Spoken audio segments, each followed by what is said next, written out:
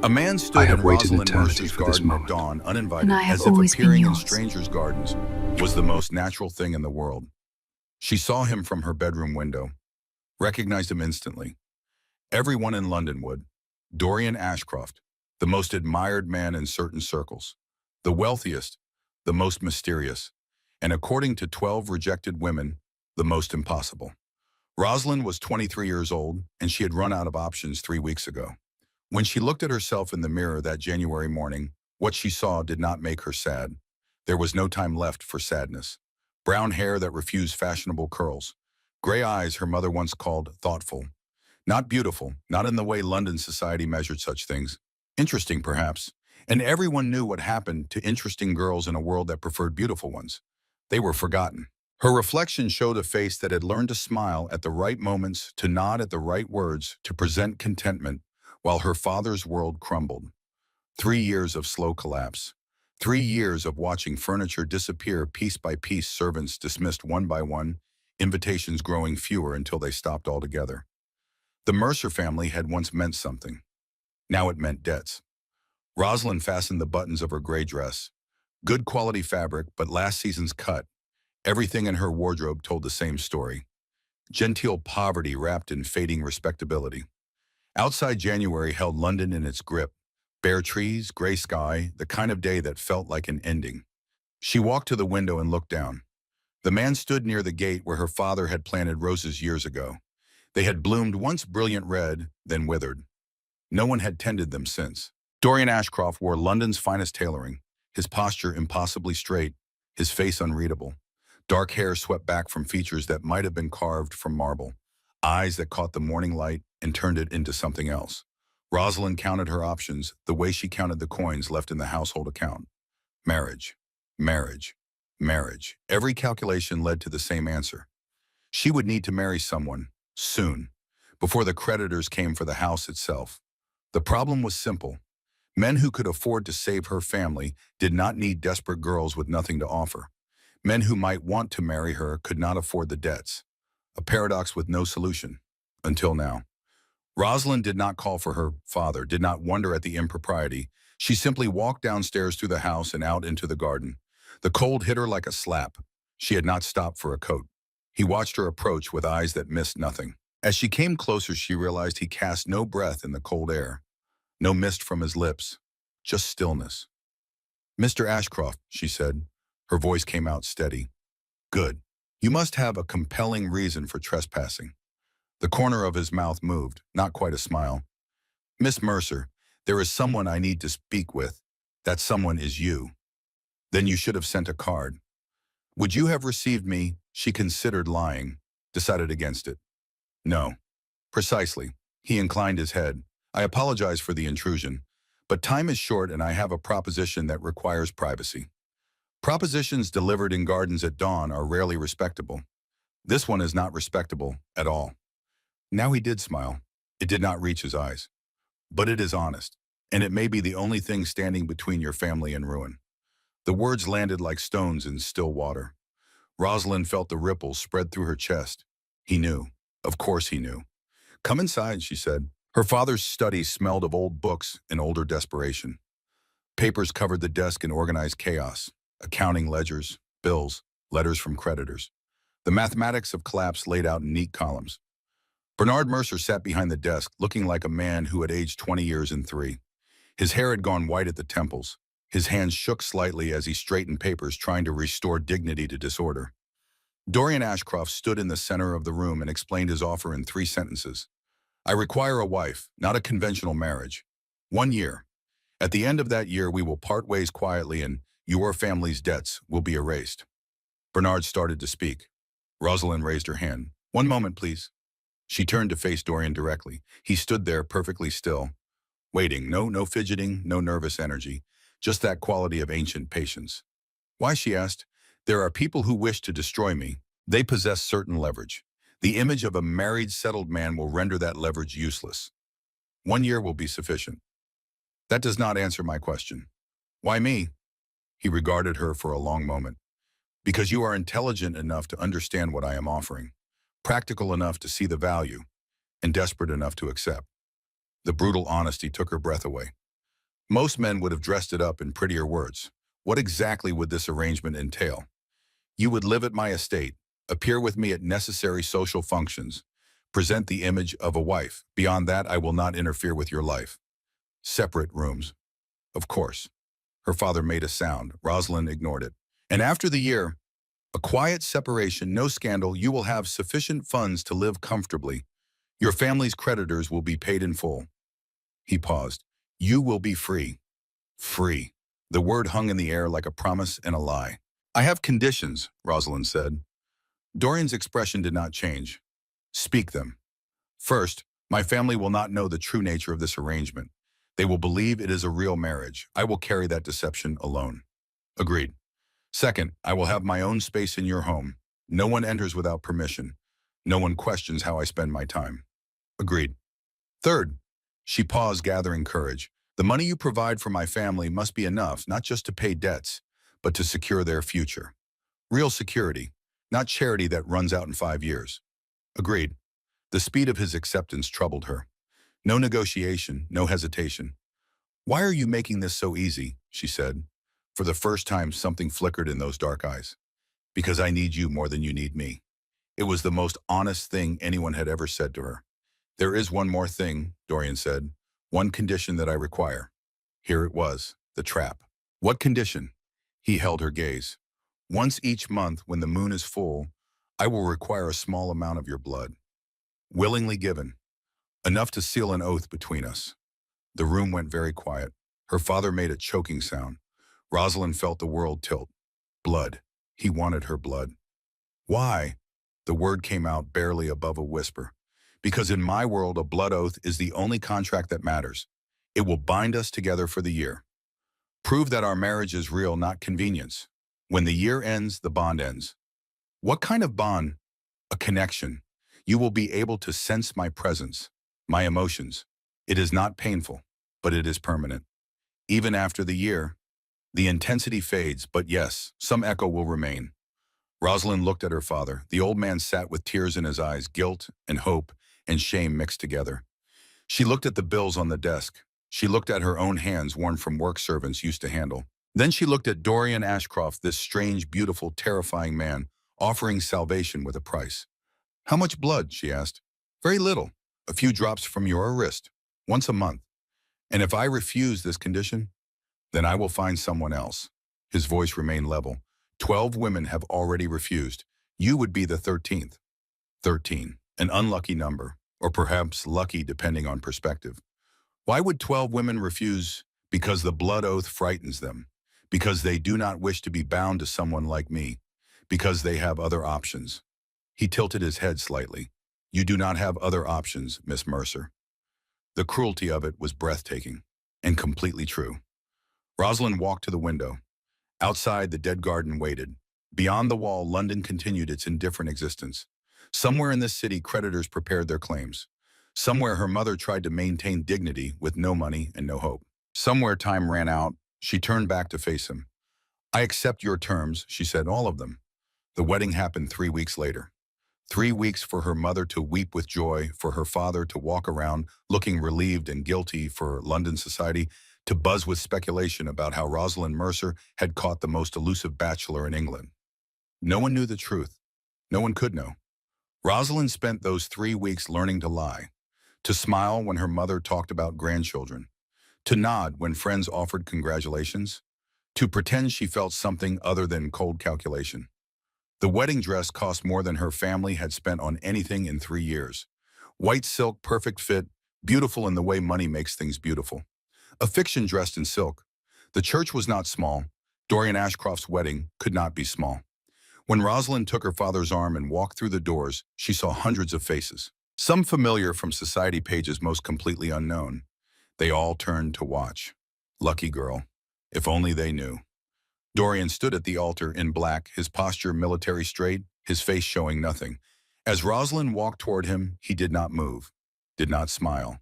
He simply waited as if his entire existence consisted of waiting, and he had grown accustomed to it. When she reached him, he spoke in a voice too low for anyone else to hear. Are you ready? Not romantic, not kind, just honest. Yes, Rosalind said. The ceremony lasted 47 minutes. Rosalind said yes at the required moment, bowed at the required moment, smiled at the required moment. Dorian performed his role with precise control, never too much emotion, never too little. When the priest told him to place the ring on her finger, Dorian took her hand. His skin was cool, not cold but cooler than a human hand should be. He slid the ring onto her finger, a band of silver set with a stone that looked like captured night. Then he produced a second box from his coat. Inside lay a pair of gloves, red silk exquisitely made. A gift, he said quietly, for my bride. The guests applauded. Rosalind stared at the gloves, red like blood, red like a warning. The wedding breakfast lasted hours. Rosalind sat at one end of the long table, Dorian at the other. Between them, London society ate and drank and gossiped. From time to time, their eyes met across the distance. Each time they smiled at each other. Each time Dorian's smile died the instant he looked away. Near the end, an older woman approached. Lady Pemberton, known for her sharp tongue and sharper mind. "You make a lovely couple, dear. How did Mr. Ashcroft find you?" Rosalind did not hesitate. "He didn't find me, I found him." Lady Pemberton laughed, delighted. "Clever girl." She swept away. Rosalind looked across the table. Dorian had heard the exchange. She could tell because his hand paused halfway to his wineglass. The smallest hesitation. Their eyes met. Something passed between them. Not quite understanding, just a flicker of recognition that they were both playing the same game, following the same script, pretending for an audience that would never know the truth. They arrived at Ashcroft Manor after dark. The carriage rolled up a long gravel drive, and Rosalind saw lights first. Yellow, dim, almost warm from a distance. Then the building emerged from darkness, and something cold moved through her chest. The manor was enormous. 3 stories of gray stone ivy covering most of the facade windows like dark eyes. A tower rose on the right wing. Half the windows showed no light at all. This was not a home. This was something that had watched centuries pass and remained unchanged. Servants waited at the entrance.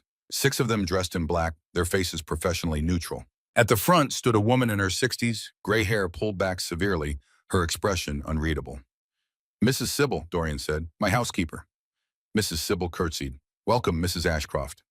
Mrs. Ashcroft. The name felt foreign, wrong. "Thank you," Rosalind managed. The interior matched the exterior. Dark wood paneling, high ceilings lost in shadow, portraits of stern faces watching from walls, furniture that looked expensive and uncomfortable. Every surface gleamed with polish, but somehow the whole place felt abandoned. Mrs. Sybil led her up a wide staircase down a corridor that seemed to stretch into darkness to a door at the very end. "Your room, madam." The room was large. A 4-poster bed dominated the center. A fireplace held a small fire. Near the window stood a writing desk, and beside it, shelves lined with books. "His lordship's room is at the other end of the corridor," Mrs. Sybil said. "I can have breakfast brought to your room in the morning if you prefer." "No," Rosalind said. "I'll come downstairs." Mrs. Sybil's expression did not change, but something flickered in her eyes. "As you wish, madam." She left. The door closed. Rosalind stood in the center of the room, listening to silence. No sounds from the rest of the house. No servants moving. No voices. Just the crackle of fire, and somewhere far away, wind through bare trees. She walked to the desk and sat. The red silk gloves lay in their box. She picked them up, feeling the weight of the silk. A gift from a stranger who was now her husband. A man who wanted her blood once a month. A man whose eyes held secrets that might swallow her whole. She was still sitting there when she heard the knock. Soft, almost apologetic. "Come in," she said. Dorian stepped inside. He had removed his coat, stood now in shirt sleeves and waistcoat, looking more human than he had all day. Almost. "I wanted to ensure you have everything you need," he said. "I have a room, a bed, books. What more could I need?" He did not smile at the attempt at humor. "The arrangement we discussed, the contract, will be drawn up tomorrow. My lawyer will bring it for your signature." "All right." A pause. He did not leave. "There is a rule in this house," Dorian said. "After midnight, no one is permitted in the East Wing. The library and other public rooms remain accessible, but the East Wing is forbidden." Rosalind raised an eyebrow. "Why?" "That is a question." "Yes." "Our agreement included no questions." She stared at him. He was right. She had agreed to no questions, no feelings, just a year of pretending. But standing here in this strange room, Rosalind found she could not simply accept a rule without reason. "You've set a rule," she said carefully. "A rule requires a reasonable explanation." Dorian's jaw tightened, the first crack in his perfect control. I work there. I do not wish to be disturbed. At midnight, I keep unusual hours. Because you're a vampire. The words fell into silence like stones into a well. Rosalind had not meant to say them, had not meant to voice the suspicion that had grown over 3 weeks. The way he only appeared at night, the coldness of his skin, the absence of breath in winter air. The 12 women who refused his blood oath, all the pieces that made a picture she did not want to see. Dorian went completely still. Not the stillness of a person trying not to move, the stillness of something that had stopped pretending to be human. Yes, he said finally, one word, simple, devastating. I am a vampire, the king of the Northern Territories to be precise. I have lived for 312 years. I do not kill to feed. I do not turn humans against their will. I do not pose danger to you or your family. But yes, I am a vampire. Rosalind felt the room tilt. She gripped the desk edge. The blood oath, she whispered. You want my blood because it is how my kind seals contracts, because it will bind us together in a way that cannot be broken or faked. Because when my enemies come, and they will come, I need to prove this marriage is real. Who are your enemies? Other vampires, old rivals, new threats, a lord named Cassian Vale who seeks my position and has patience to wait decades for the perfect moment to strike. He took a step closer. I should have told you before the wedding. I know that. But would you have agreed if you knew? Would she have? Rosalind tried to imagine herself 3 weeks ago, desperate and afraid hearing salvation came from a vampire. She did not know. The year, she said. After the year when we part ways, the blood bond. Does it end? The intensity fades, but you will always carry a piece of me. I will always know where you are, how you feel. It is not painful, but it is permanent.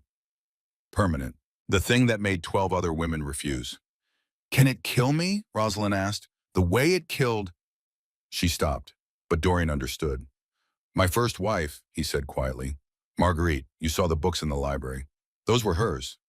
Did the blood bond kill her? No. His voice carried absolute certainty. Marguerite died of an illness 7 years ago.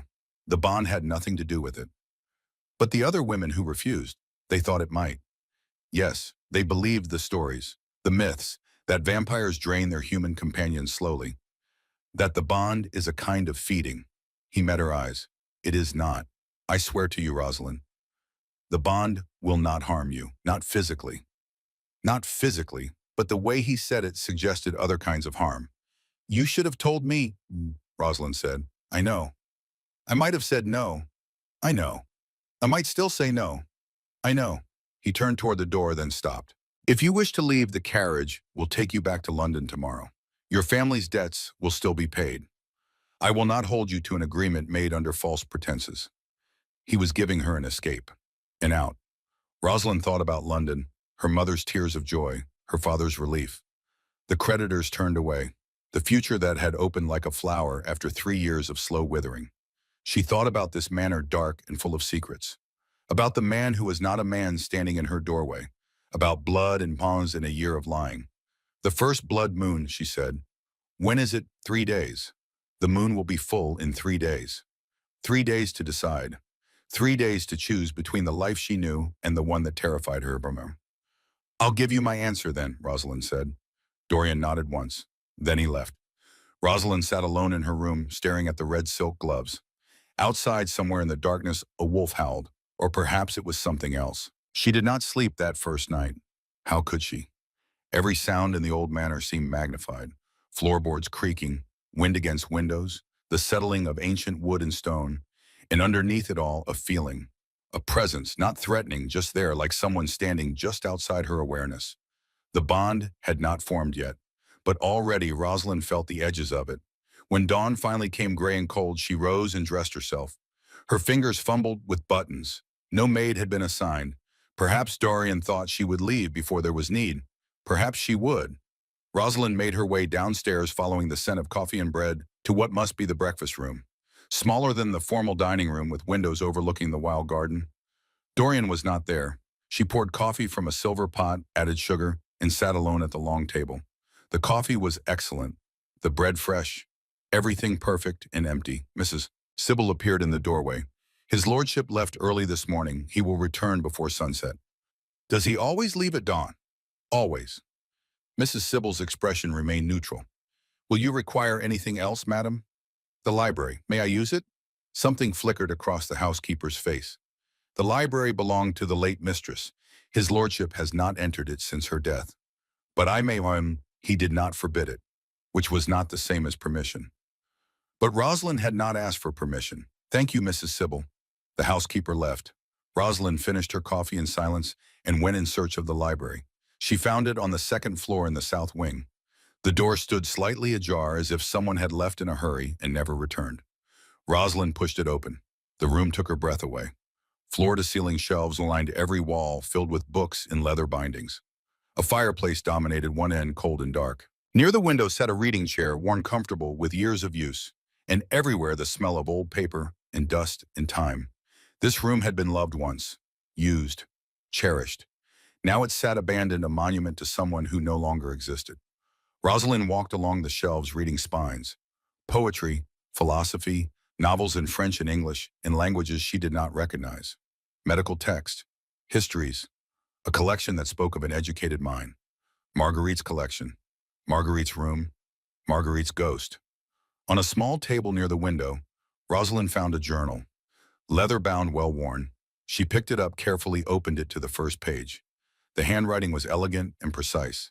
The date, April 1868, 28 years ago. Today I married a stranger. His name is Dorian Ashcroft, and I do not love him. But perhaps love will come, or perhaps it will not matter. Rosalind's hands trembled. She should not be reading this, should not be prying into a dead woman's private thoughts. But she could not stop. She turned pages reading snippets. The early entries were formal, distant. Marguerite wrote about weather, social calls, books she read, the life of a wife with nothing to say. Then 6 months and the tone changed. I felt it today, the bond, like a thread pulling at my heart. I looked up from my book and knew, simply knew that Dorian was thinking of me. Is this what love feels like, or is it something else? Rosalind flipped forward. More entries. Marguerite's handwriting, growing less steady, entries shorter, more fragmented. The bond frightens me. I cannot explain why. It is not painful, but it is always there. His emotions bleeding into mine. His ancient sadness. Sometimes I cannot tell where I end and he begins. Further still, now whole pages had been torn out. Rough edges where someone had ripped them free. What had been written there? The final entry was dated December 1874, 6 years into the marriage. I am dying. The doctors do not know why, but I know I can feel it.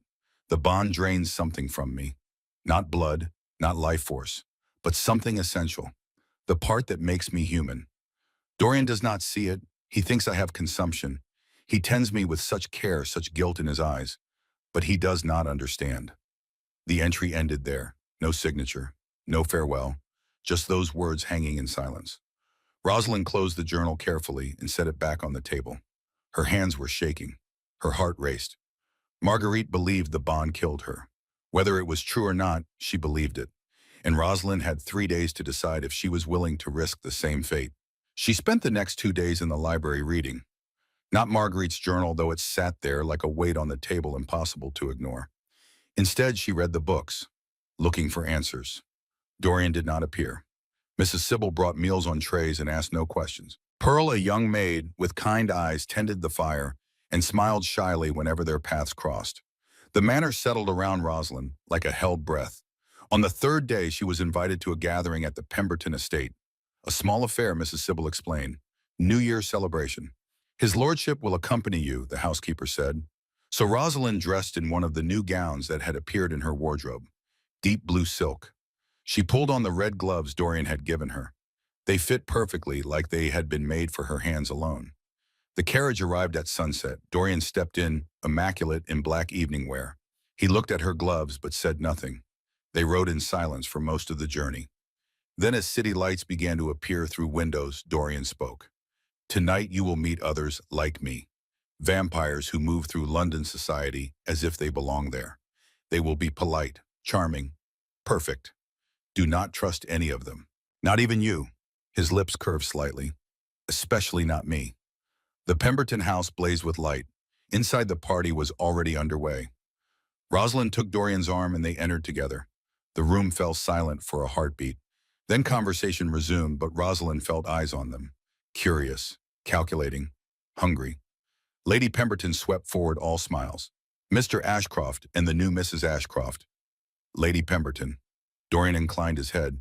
You must tell me everything, dear. How are you settling into married life? It is an adjustment, Rosalind said carefully. Before she could elaborate, a man appeared at her elbow. Tall, golden-haired, with eyes like amber and a smile that was all teeth.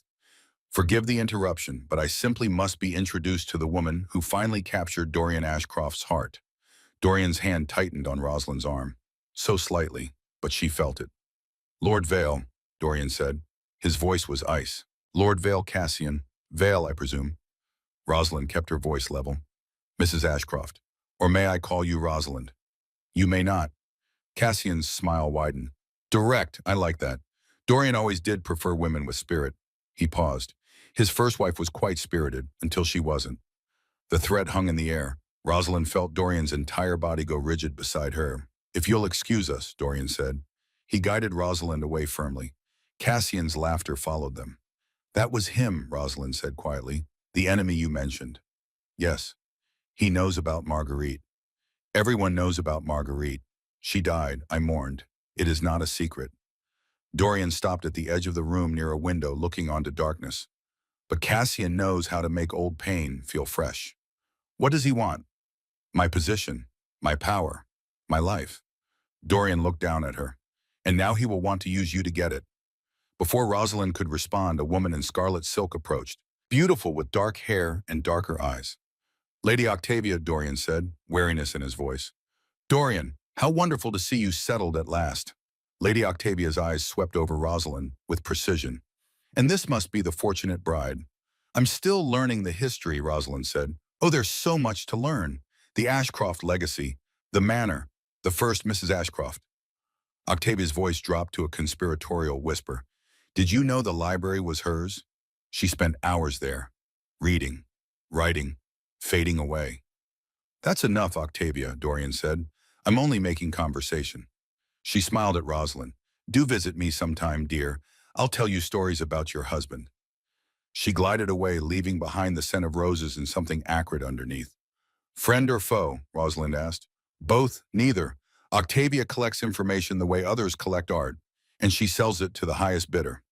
They endured the rest of the party in carefully managed silence. Dorian introduced her to vampire after vampire, each one polite and perfect and wrong, in ways Rosalind could not quite name, each one looking at her like she was something temporary. By the time they returned to the carriage, exhaustion had settled into Rosalind's bones. Tomorrow is the blood moon, Dorian said, as the carriage rolled through dark streets. If you have decided to leave, tell me tonight. I will make the arrangements.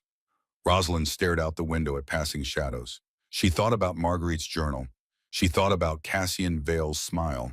She thought about 12 other women who had said no. I'm not leaving, she said. Dorian turned to look at her. You're certain? No, but I'm staying anyway.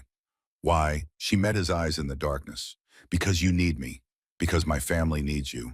Because I made a promise. She paused. And because I'm curious what happens to the woman who says yes. Something that might have been respect flickered across his face. It may destroy you. It might. Rosalind turned back to the window.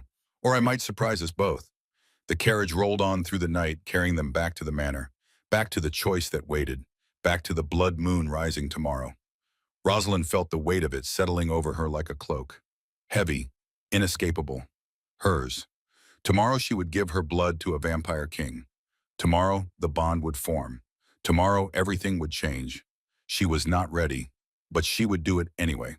Because that was what survival looked like. That was what courage looked like. Not the absence of fear, but the decision to act despite it. The moon hung in the sky, almost full. One more night until it ripened. One more night of being entirely human. Rosalind pressed her gloved hands together and counted her own heartbeats. Still hers. Still mortal. Still free. For one more night. The blood moon rose on a January night that felt like the edge of the world. Rosalind stood at her bedroom window watching the moon climb into a sky scattered with stars. It hung there massive and pale, not yet the full crimson folklore promised, but close. Somewhere in the manor, a clock struck midnight. Then a knock at her door. Soft, expected. "Come in," she said. Dorian entered carrying a small case of dark wood. He had changed into something simpler. A white shirt sleeves rolled to his elbows. No coat, no armor. Just him looking more human than she had ever seen him, and somehow more dangerous for it. "Are you ready?" he asked, the same question he had asked at their wedding. "No," Rosalind said, "but let's begin anyway." He set the case on the small table near the fireplace and opened it. Inside, nestled in black velvet, lay a silver knife, small, ceremonial, the handle carved with symbols she did not recognize. "It will be quick," Dorian said. "A small cut across your wrist. I will drink very little. Then it's done. And the bond forms immediately. Within moments, you will feel it like a door opening inside your mind. My emotions will bleed through. It will be disorienting at first."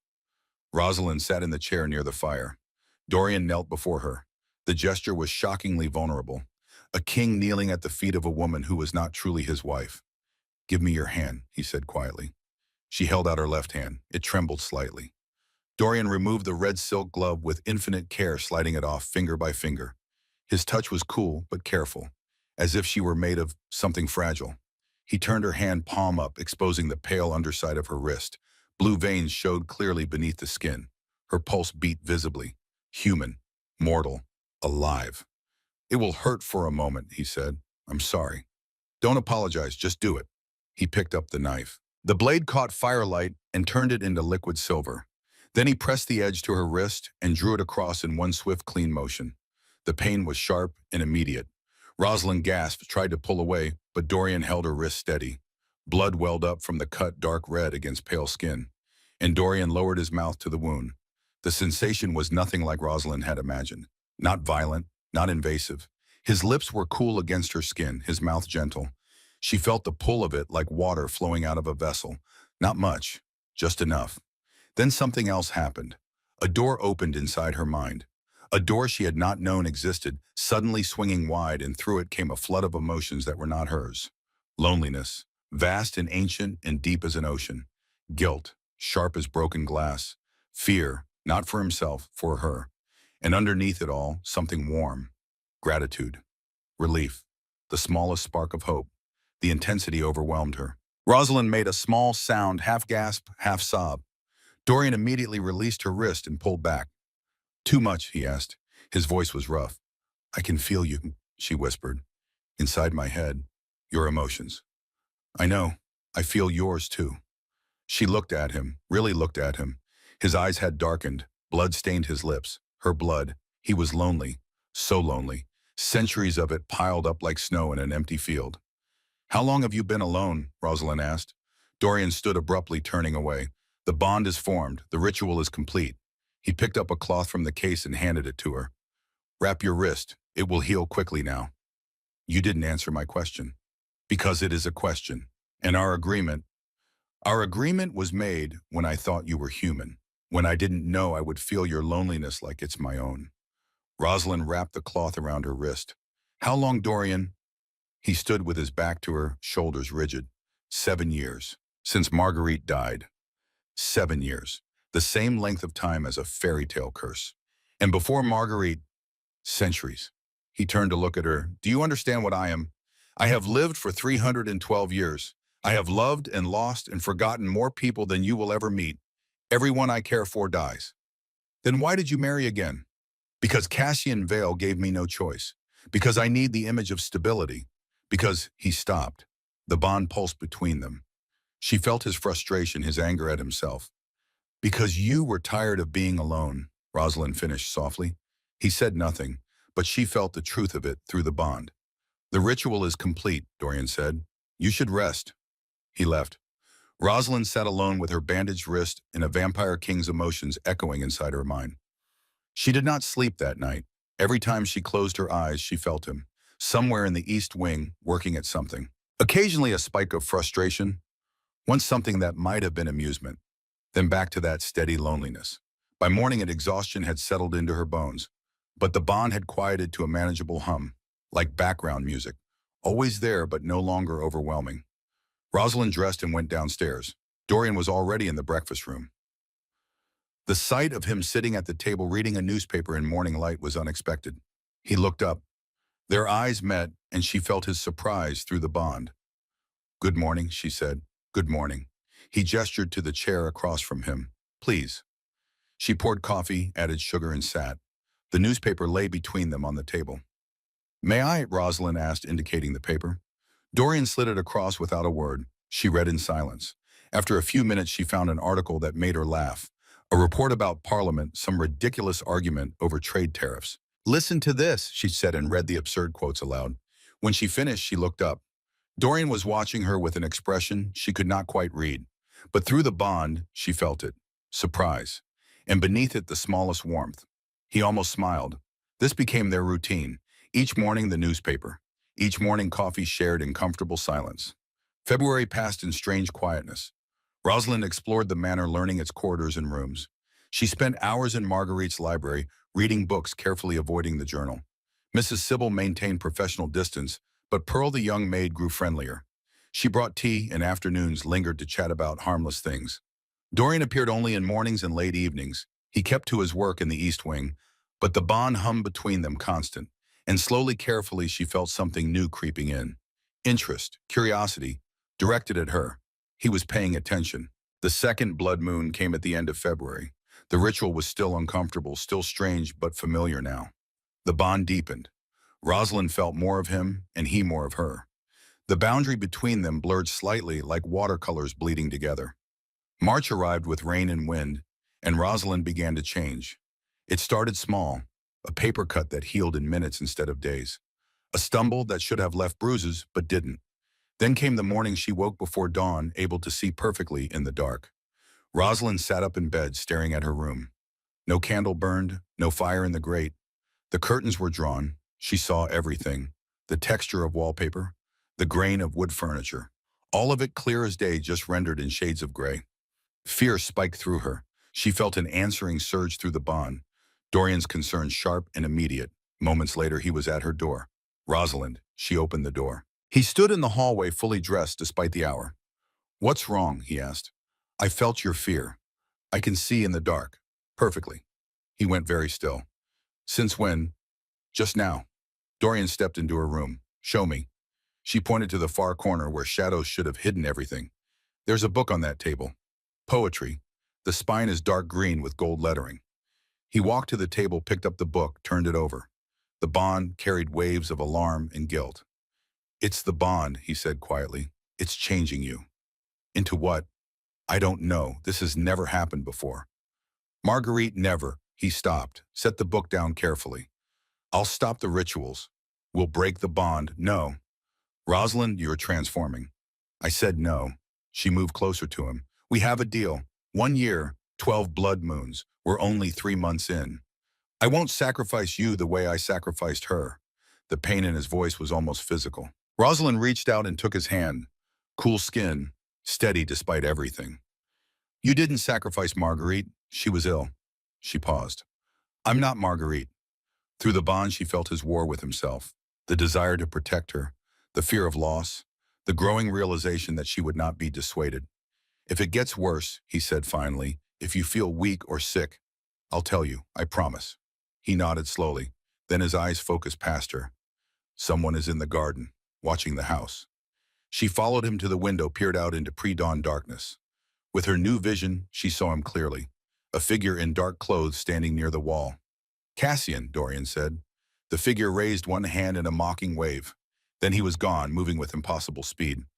"He knows about the bond," Rosalind said. "He knows it's changing me, which means he'll use it." Dorian's jaw was tight. "Everything that happens to you becomes a weapon in his hands. Then we don't let him use it. We stay the course, complete the year. And if the bond breaks you instead..." Rosalind turned to face him fully. "You're starting to care about me, not as a political asset, as a person." The bond flared between them.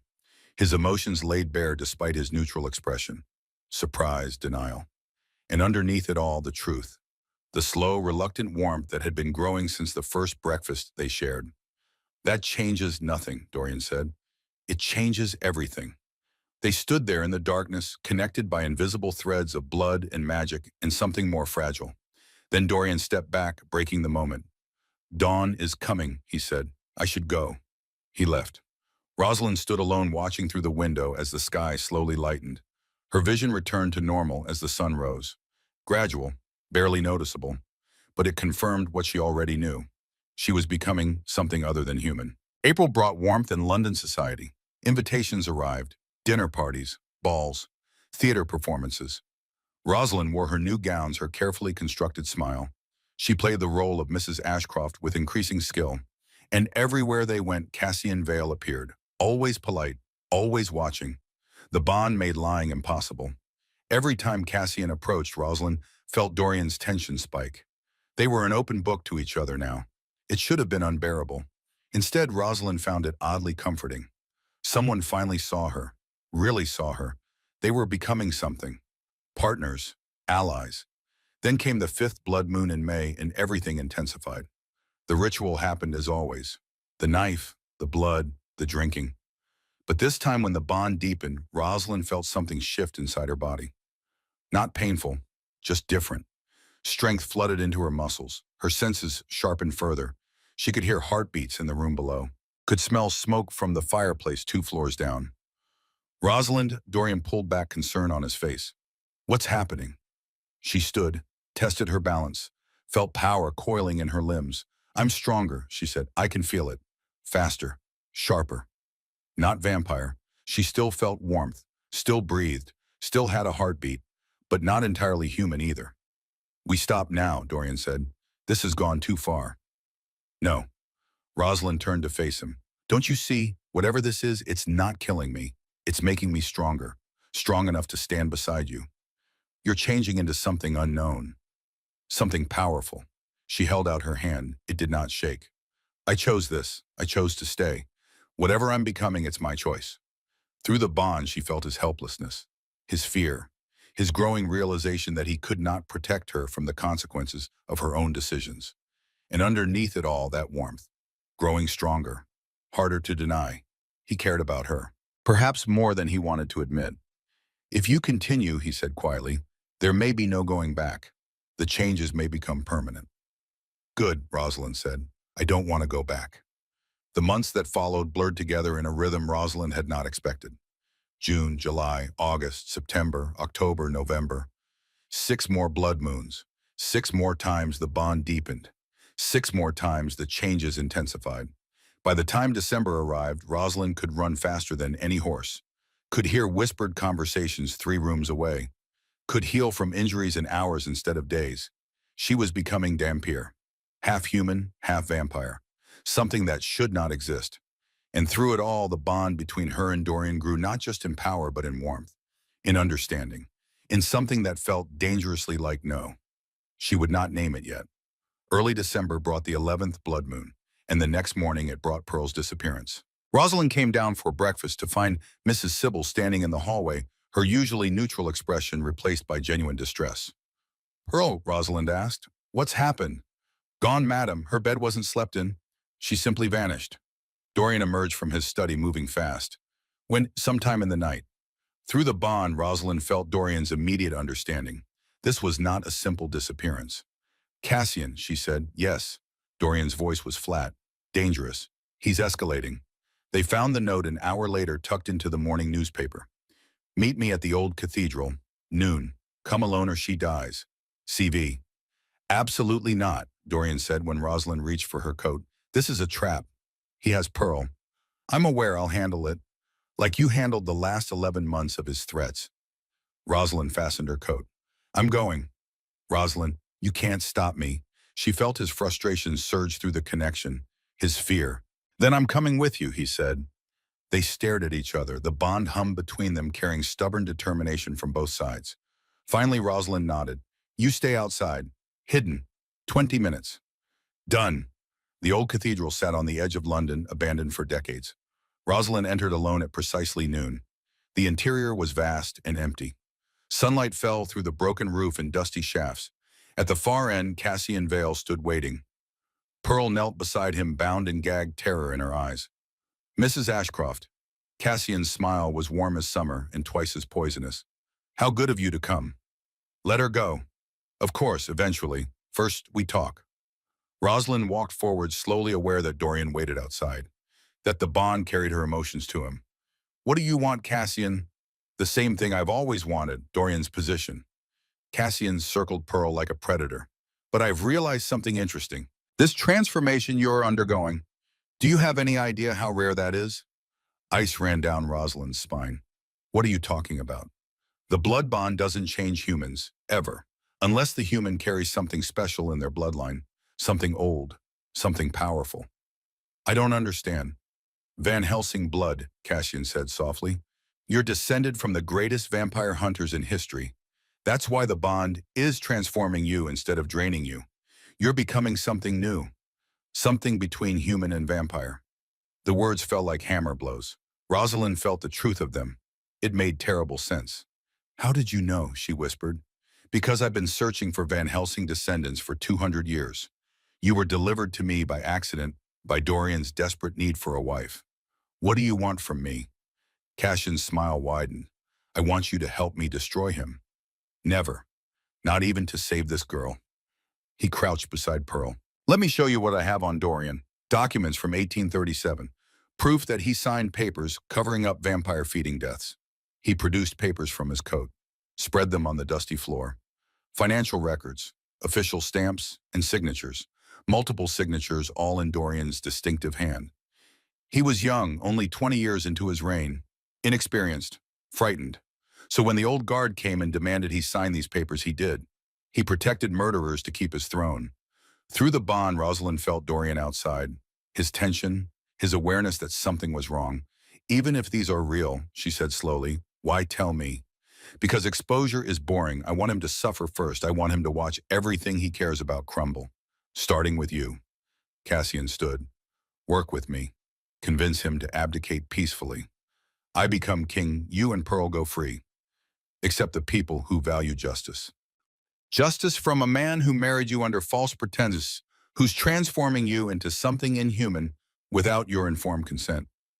Rosalind looked at Pearl. The girl's eyes pleaded silently. She looked at the documents. Then she said the words that changed everything. I'll help you. Through the bond, she felt Dorian's shock, his betrayal. She pushed one thought through the connection with all the force she could manage. Trust me. Cassian's smile turned triumphant. Excellent. But I have conditions. First, Pearl goes free now. Second, I need time to convince Dorian. 5 days. Done. Cassian gestured and someone emerged from the shadows to cut Pearl free.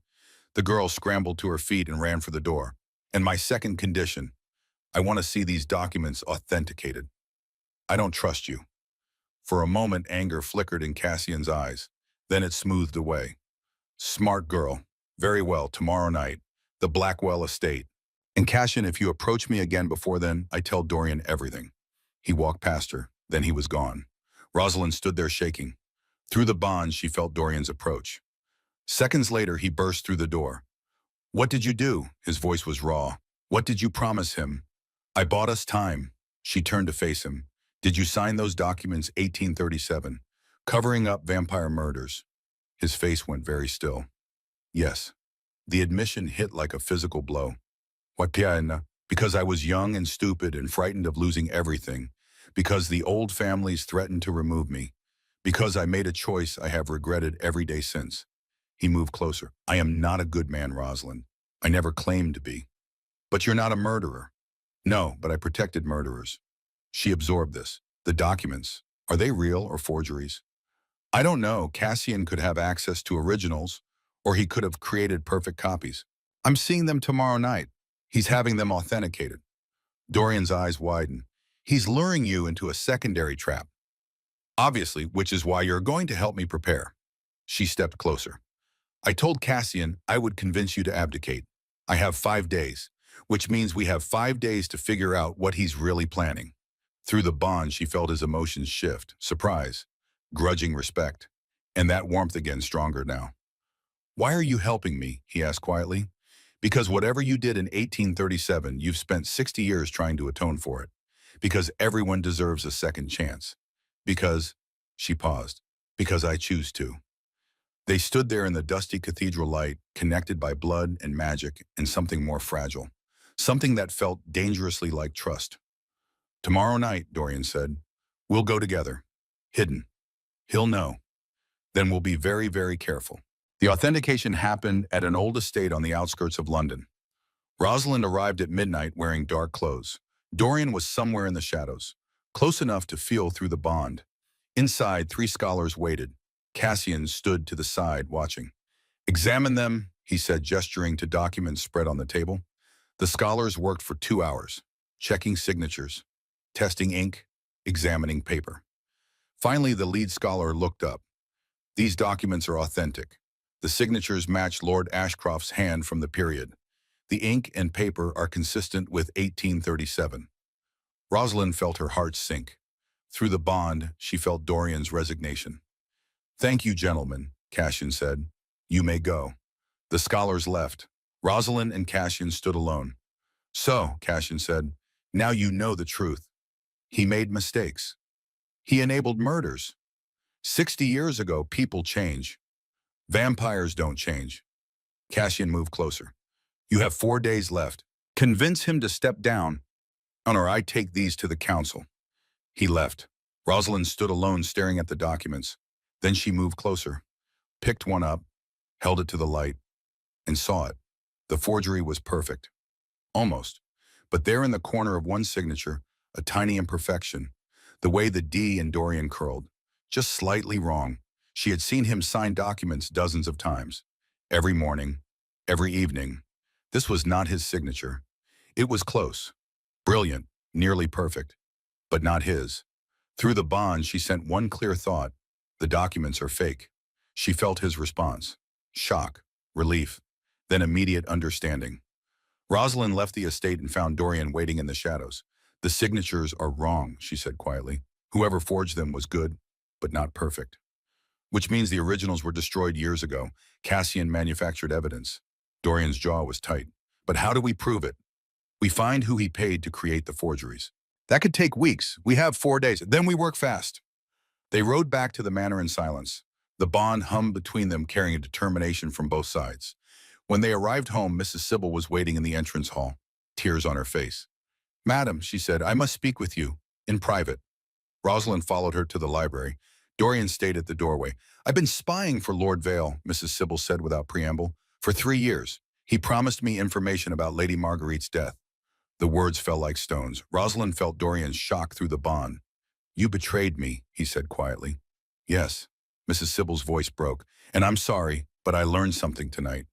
Lord Vale is planning to attack the manor tomorrow, to take the documents directly to the council. He never intended to give you 5 days. Where is he now? Dorian's voice was ice. I don't know, but I know where he's keeping the documents he claims are originals. She produced a key, his private study, in his London house. Rosalind took the key. Why tell us now? Because I saw you tonight, the way you fought for him. Mrs. Sybil looked at her with something like wonder. Lady Marguerite never did that. You do. And that means something. Before Rosalind could respond, Cassian's vampires burst through the windows, 3 of them moving with inhuman speed. Dorian reacted instantly, throwing himself between Rosalind and the attackers. Mrs. Sybil grabbed a fire poker. Run, Dishta, Dorian shouted, but Rosalind did not run. The bond between them pulled tight, and she felt his fear for her, his desperate need to protect her, and something inside her snapped. The strength that had been building for 11 months exploded outward. She moved without thinking, grabbed one attacker and threw him across the room with impossible force, dodged another strike with inhuman speed, felt power coursing through her veins. This was what the bond had been creating. Not a vampire, not human, something between. The fight lasted seconds. When it ended, the 3 attackers lay unconscious, and Rosalind stood in the center of the library, breathing hard, staring at her own hands. What am I? She whispered. Dampier, Mrs. Sybil said softly. Half human, half vampire. The bond awakened what was already there, your Van Helsing blood. Dorian stared at her. Through the bond, she felt his awe, his fear, his growing realization of what she had become. We need to go, he said. Now, before Cassian sends more. The documents, Rosalind said. We need the originals. It's a trap. Everything is a trap, but we spring it anyway. She turned to Mrs. Sybil. Can you get us into his study? The housekeeper nodded. I'll come with you. You don't have to. Yes, I do. I failed, Lady Marguerite. I won't fail you. They moved fast. Out of the manor into the carriage racing toward London, Cassian's London house stood dark and silent. They entered through a servant's entrance, Mrs. Sybil leading the way. Inside the study, in a safe behind a painting, they found documents. Rosalind examined them carefully. These were different from the ones she had seen earlier. Older, more worn, and completely authentic. He does have originals, she breathed, but look, Dorian pointed to the dates. These aren't from 1837. They're from 1845. 8 years later, after the murders were already prosecuted. These are legal closure documents, not cover-ups. Understanding crashed through Rosalind. He showed the scholars forgeries, made them think those were the real cover-up documents. But the actual papers from 1837 don't exist because they never existed in the first place. I never signed cover-up documents. I refused. That's why the old families tried to remove me in 1838. Dorian's laugh was bitter. Cassian built his entire blackmail scheme on a lie. We have to show these to the council. It won't matter. They won't believe us. A sound behind them. They turned. Cassian stood in the doorway, amber eyes gleaming with fury. Clever girl, he said softly. You underestimated both of us, Rosalind replied. Perhaps, but it doesn't matter now. The council is already on their way. I called them hours ago. Told them about Dorian's crimes, about his blood bond with a Van Helsing descendant, about how he's been transforming you illegally. His smile was poison. They're coming to execute you both. Through the bond, Rosalind felt Dorian's despair. Unless, Cassian continued, you give me what I want. Dorian abdicates, immediately, and I'll tell the council it was all a misunderstanding. And if we refuse, Rosalind asked, then you both die, tonight. The choice hung in the air. Rosalind felt Dorian's resignation through the bond, his willingness to sacrifice everything to save her. No, she thought fiercely. We don't surrender. She looked at Mrs. Sybil. The housekeeper nodded slightly. Dorian, Rosalind said quietly, do you trust me? Through the bond, she felt his answer before he spoke it. Yes. Then run. She moved. Mrs. Sybil moved. Together, they created chaos. Furniture overturned, paper scattered. Seconds were enough. Rosalind and Dorian burst through the window, landing in the street below. Cassian's roar followed them. They ran through London streets, the bond pulling them together.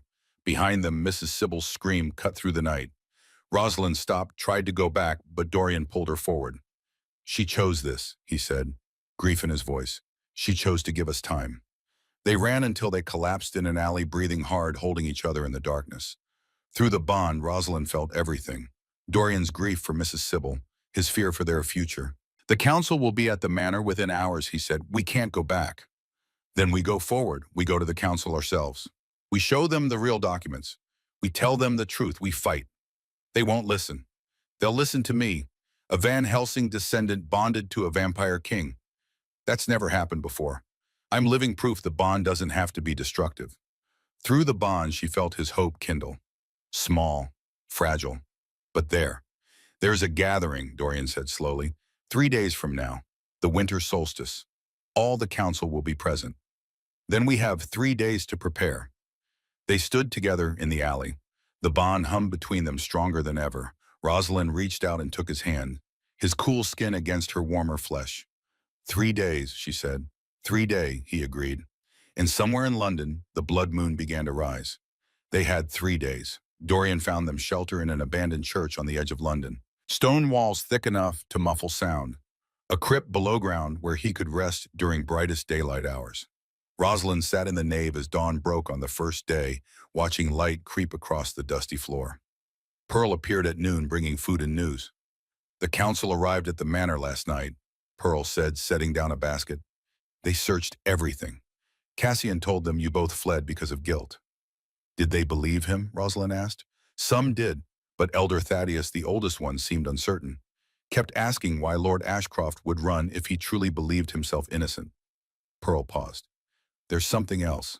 Lady Octavia came to the manor. She was asking questions about Mrs. Sybil. Rosalind's chest tightened. Is there news? Pearl's face fell. She's dead, miss. Cassian claimed she attacked him. Self-defense, he called it. The words landed like stones. Through the bond somewhere below in the crypt, Rosalind felt Dorian's grief surge. Another death on the ledger. Lady Octavia didn't believe it. Pearl continued quietly. I could tell she knows something isn't right. Will she speak against Cassian? I don't know, miss. She's careful. Rosalind nodded slowly. Thank you, Pearl, for everything. You saved me from that cathedral. This is the least I can do. The girl smiled, small and determined. I'll come back tomorrow. She left. Rosalind sat alone, feeling the bond hum between her and Dorian, his grief, his guilt. She stood and made her way down to the crypt. He sat on the stone floor back against the wall, looking more human than she had ever seen him. Vulnerable, tamebo, tired. I heard, he said before she could speak, through the bond.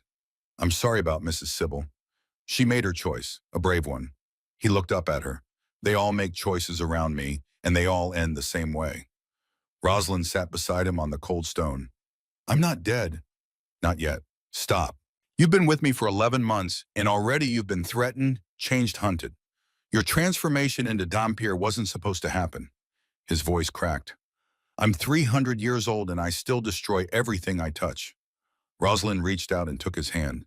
His skin was cool, but she was warmer now, the gap narrowing. You didn't destroy me, she said quietly.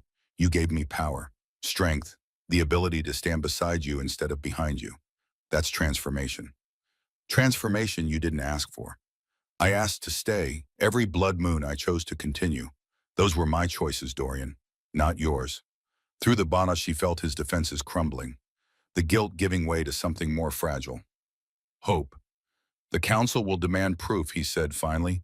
Proof that our bond is genuine, that our marriage is real. They'll want to see the full ritual, the 12th blood moon. Then we show them. You understand what that means? The 12th moon completes the transformation. There's no going back. You'll be Dhampir permanently. Bound to me for as long as you live, which could be centuries now. I know.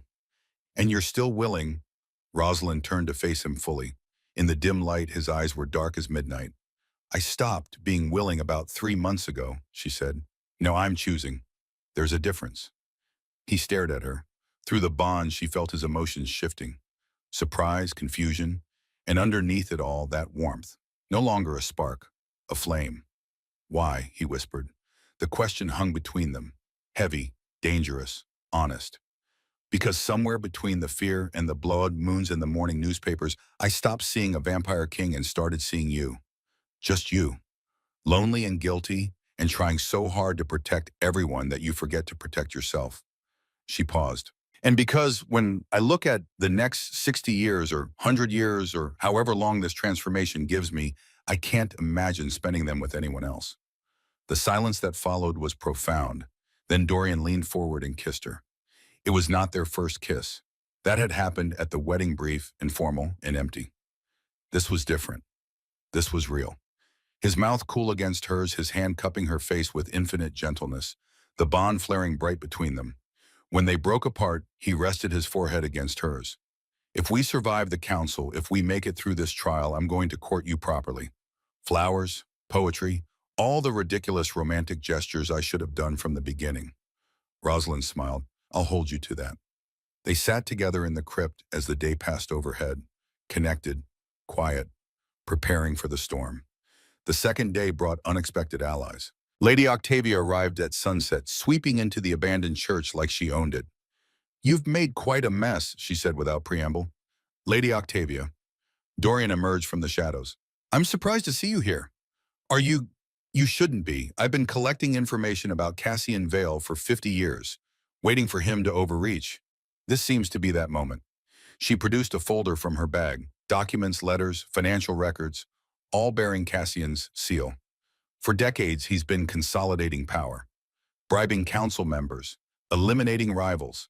I've documented it all, waiting for the right time to use it, but I needed leverage, something undeniable. And now you have it, Rosalind asked. I have you. Octavia's smile was sharp. A Van Helsing descendant successfully bonded to a vampire king, transformed into Dhampir without dying. That's never happened in recorded history. It proves the bond can be more than parasitic. That coexistence is possible. Do you understand what that means politically? It undermines every law about vampire-human separation, Dorian said slowly. Precisely. And Cassian has built his entire bid for power on maintaining those old laws. You two are living proof that his philosophy is obsolete. Octavia's eyes gleamed, which is why he wants you dead before the council can examine you properly. Why help us? Rosalind asked.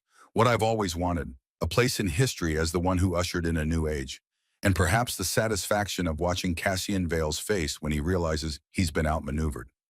She left them with the documents and a promise to speak at the council gathering. The third day brought rain. Rosalind stood at the church door watching water pour from the London sky. Behind her, Dorian prepared for the ritual. He had sent Pearl to retrieve items from the manor. The silver knife, the ceremonial bowl. Are you frightened? He asked. Rosalind turned. He stood in the center of the nave surrounded by candles Pearl had brought. Yes, she said honestly, but not of the transformation, of what comes after, of the council, of Cassian.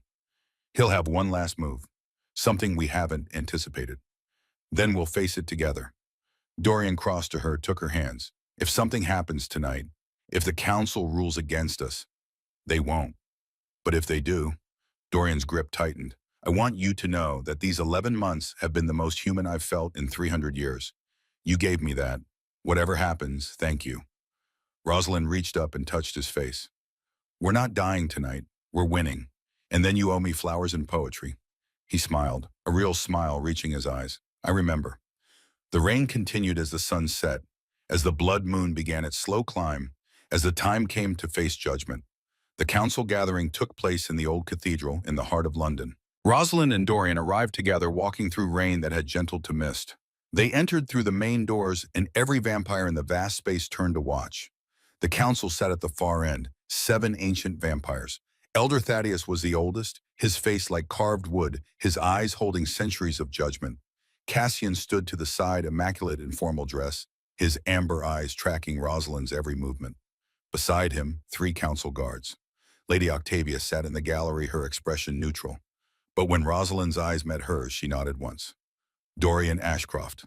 Elder Thaddeus's voice filled the cathedral.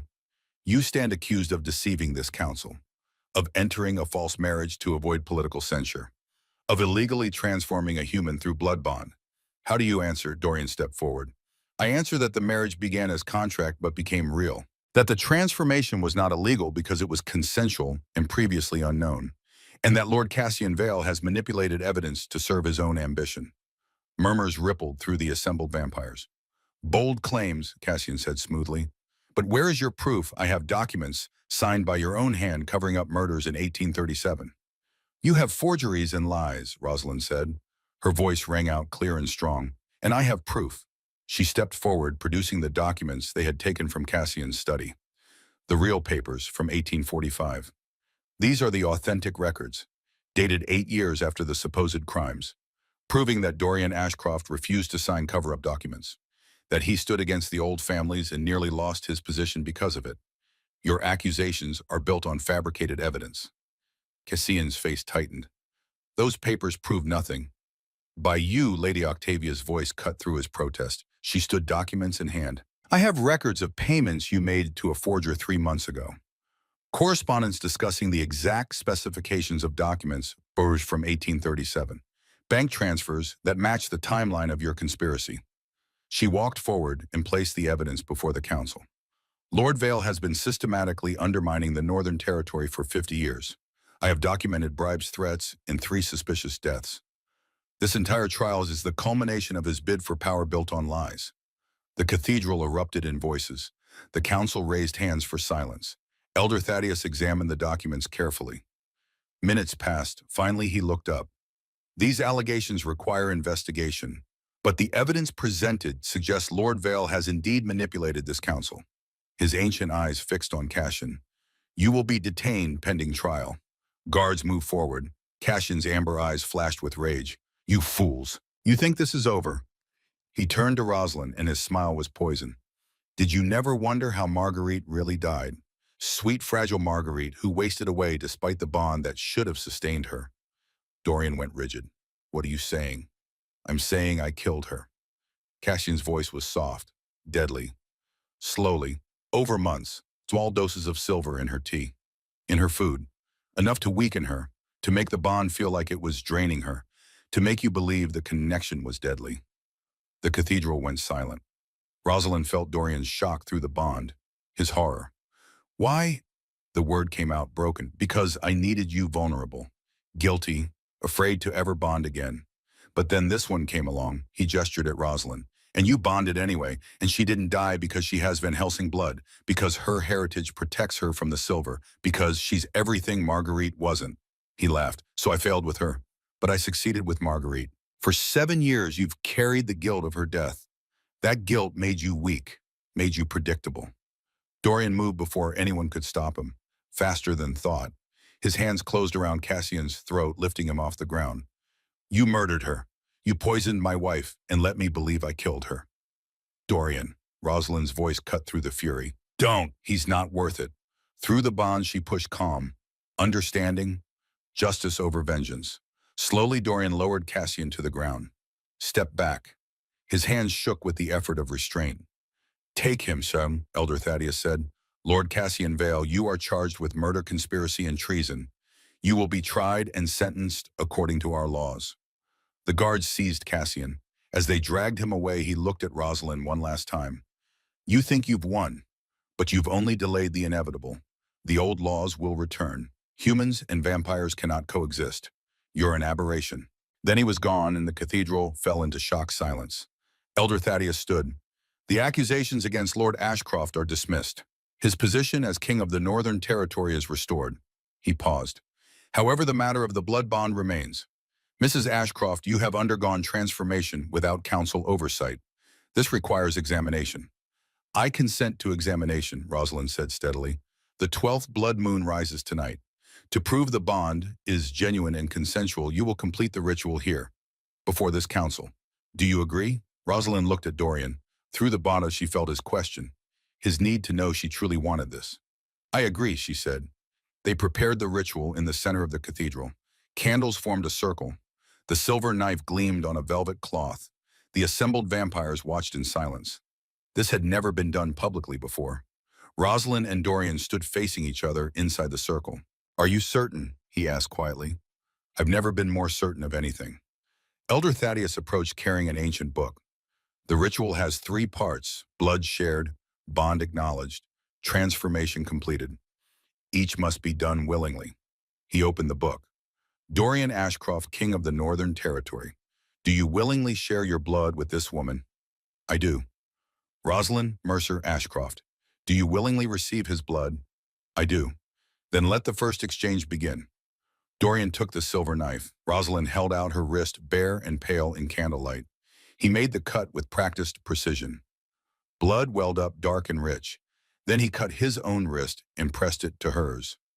Wound to wound, blood to blood. The bond exploded between them. Rosalind gasped as power flooded through her veins. Not painful, not violent, just immense, overwhelming. She felt every emotion Dorian had ever hidden. 300 years of loneliness and loss and love and hope and despair rushing into her all at once. And he felt hers, the desperate girl who had stood in her father's study, the brave woman who had chosen to stay, the transformed creature who had learned to fight and protect and love. The bond is acknowledged, Elder Thaddeus said. Do you, Dorian Ashcroft, accept this connection as permanent and unbreakable? I do. Do you, Rosalind Ashcroft, accept this connection as permanent and unbreakable? I do. Then speak the words of binding. Dorian's eyes never left hers. I bind myself to Rosalind Mercer, my true wife, my equal, for as long as we both shall live. The cathedral held its breath.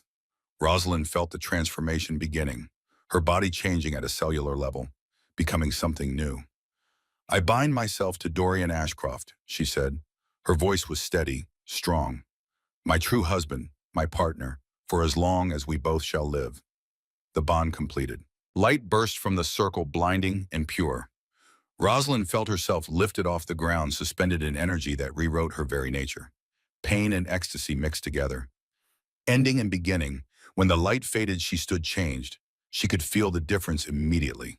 Stronger, faster, her senses heightened beyond even what the previous months had created. She looked at her hands and saw them slightly luminous in the darkness. Dampier, someone in the crowd whispered. Elder Thaddeus approached, examining her with ancient eyes. How do you feel? Alive, Rosalind said. More alive than I've ever been. He nodded slowly. This changes everything we thought we knew about blood bonds, about human-vampire relations, about what is possible. He turned to address the council. I propose we study this transformation, learn from it. Perhaps Mrs. Ashcroft represents not an aberration, but an evolution. The other council members conferred quietly. Then one by one they nodded. The bond is recognized as legitimate, Elder Thaddeus declared. Lord and Lady Ashcroft, your marriage stands validated. The Northern Territory remains under your rule. The cathedral erupted in voices, some approving, some shocked, all uncertain of what this meant for the future. But Rosalind barely heard them. She was focused entirely on Dorian, on the bond between them that was no longer a thread, but a river, flowing both ways, equal, complete. It's done, she said. It's done, he agreed. They left the cathedral together, walking out into rain that had turned to mist. The moon hung above them, full and red. London spread before them, mist and unknowing. Somewhere in the city, Cassian waited in a cell. Somewhere people lived their lives unaware that the world had shifted. But Rosalind and Dorian walked hand in hand, their bond humming between them like a song only they could hear. That night, back at the manor, a lawyer waited in the entrance hall. Lord Ashcroft, Mrs. Ashcroft. He bowed. I have the documents as requested. He opened his case. Inside lay the divorce papers, prepared months ago as specified in the original contract. 1 year of marriage, then separation. The year was complete. The contract fulfilled. Rosalind picked up the papers and read through them carefully. Everything was in order, both their names, the financial arrangements, the terms of separation. All she had to do was sign. Dorian stood across from her, the papers between them like a barrier. I transferred the final payment to your family last night, he said quietly. Everything we agreed upon. They're secure. You've fulfilled your end of the contract. And you've fulfilled yours. The political threats are neutralized. Your position is secure. So we're both free. Yes. Silence filled the entrance hall. I've been thinking, Rosalind said slowly, about that contract, about the girl who signed it a year ago. Desperate, frightened, out of options. And she doesn't exist anymore. The transformation didn't just change my body. It changed everything. I'm not that girl. I'm something else now. Dorian moved closer. What are you, Rosalind looked up at him, this man who had been a stranger. Then a contract, then a companion, then something infinitely more complicated. I'm a woman who fought her way through 12 blood moons and came out stronger, who learned that survival sometimes looks like surrender, but is actually the bravest choice, who discovered that love isn't something that happens to you, it's something you build, together. His eyes widened. Love? Yes. She stood facing him fully. I love you, not because the bond makes me, not because the contract required it, but because you showed me who you really are. Lonely and guilty and trying so hard to be good despite centuries of mistakes. And I looked at all of that and thought, yes, him, I choose him. Through the bond, she felt his emotions breaking like a dam. Joy, disbelief, hope so fierce it hurt. I've lived for 312 years, Dorian said, his voice rough. And no one has ever chosen me. Not really. Marguerite married me because she had to. Others approached me for power, for position. But you, Sam, I choose you for who you are. Not what you are, not what you can give me. Just you. He closed the distance between them in 2 steps, pulled her into his arms. The bond flared bright and warm and right. I love you, he said against her hair.